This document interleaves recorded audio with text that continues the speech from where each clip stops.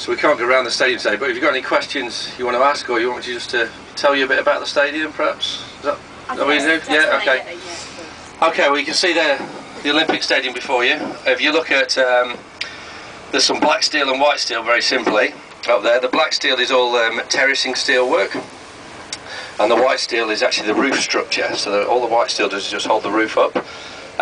It's quite a revolutionary design of a stadium. It's designed to be demounted after the game, so it's the first stadium designed to such an extent that it's designed in a kind of a temporary form. So that is its full Olympic scale size, so it's 80,000 seats.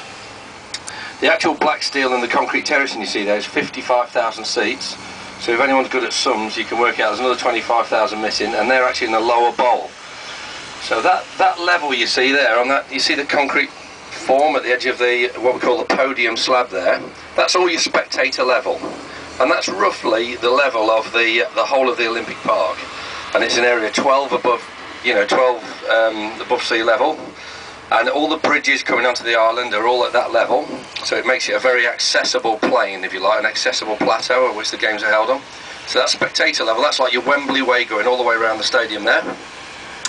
And you will access your seats by going up some stairs to get to the upper tier, or you'll drop down to the lower bowl. So behind there, as you go into the lower bowl, there's a whole 25,000 seat lower bowl of seating in there that will take you down to the field of play level.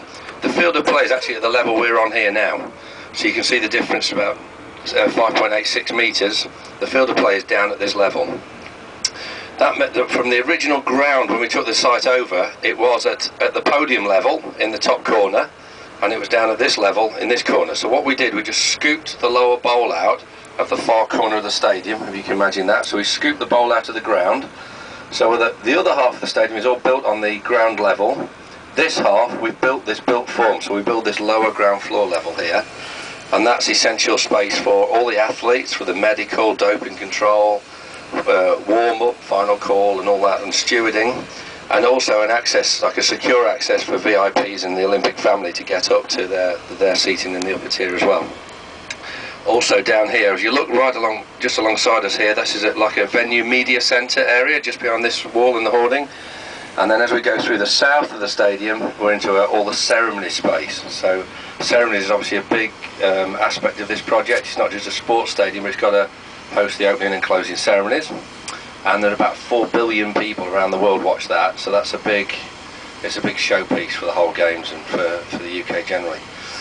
So what's going on now? You can see there, if you look at the top, that white steel, that it looks like the London Eye on its side sort of thing. And if you look very closely, you'll see some metal cables, some steel cables, just about going horizontal now. You can see coming out from the top of that steel frame. Can you see them? Going inwards towards the bowl. Now they're going. What we've formed is a ring that's actually the opening part of the roof. Okay, so the roof, it's not a full complete roof. The track and field event is an outdoor event.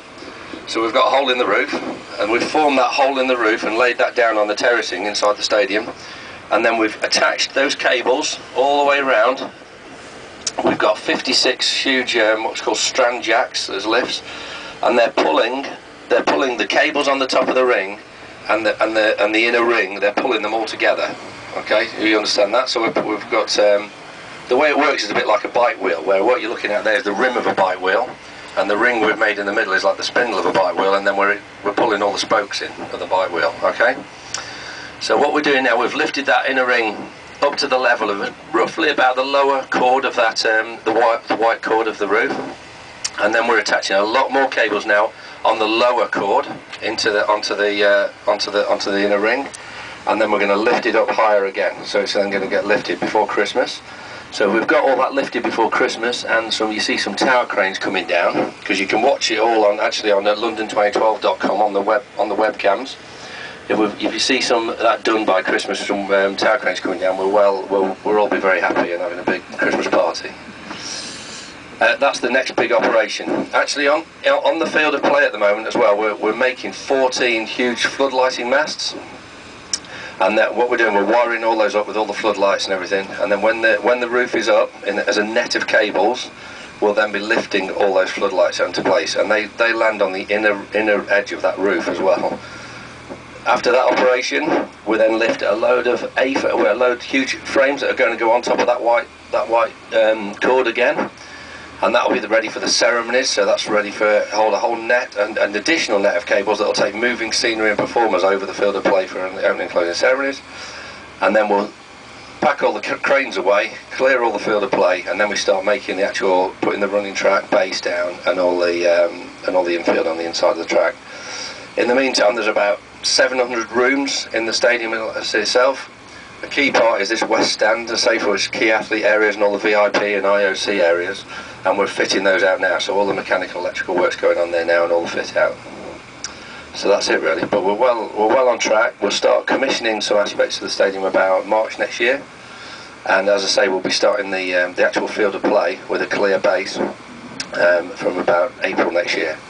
So we're all ready to really just about complete commissioning of the venue about next Christmas 2010, and then we'll be finishing the field of play up until June 2011.